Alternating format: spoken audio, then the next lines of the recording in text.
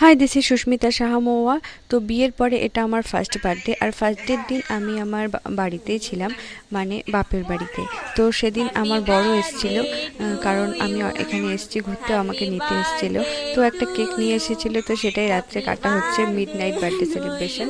আর ডেকোরেশনটা আমার বোন করেছিল। তো আমি সেই খুশি ছিলাম, কারণ বার্থডের দিন সবাই খুব খুশি থাকে, আর প্রত্যেকবারই আমার কোনো না কোনোভাবে বার্থডে সেলিব্রেশন হয়েই যায় খুব ভালোভাবে। তো আমি খুবই খুশি ছিলাম আমার বার্থডে বলে।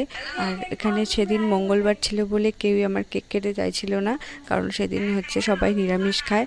আর ফোনে ভিডিও কলে আমার ছোটো মাসি ছিল, তো আমাকে উইশ করছিল। তো মাসিকে বলছিলাম যে তুমিও কেক খেয়ে নাও ফোনে ফোনে। তো কেউ কেক খাচ্ছিল না, তো আমাকেই সবাই খাইয়ে দিচ্ছিল। তারপরে আমি তারপরে কেক কেটে আমি একটু ঢং করছিলাম। আমি একটু ফটো ফটো তুলতে বেশি ভালোবাসি, আর ভিডিও করতে তো বেশি ভালোবাসি, সবাই নিশ্চয়ই দেখোই আমার ভিডিও। তো আমি সেগুলোই করছিলাম, আর বুনু বলছে তুই বুড়ো হয়ে যাচ্ছিস, তাও তোর এত ঢং কমে না। যাই হোক, যার যেটা ভালো লাগে, আমার তো ভিডিও করতে ফটো তুলতে ভালো লাগে, তো তাই আমি সেগুলোই করছিলাম। আর এরকম কেকটাকে নিয়ে কাটছিলাম, কারণ আমি একটা রিলস দেখেছি, তো সেটাই ভাবছিলাম করব। তো পরের দিন বার্থডের দিন দুপুরবেলা আমি চলে যাব শ্বশুরবাড়িতে।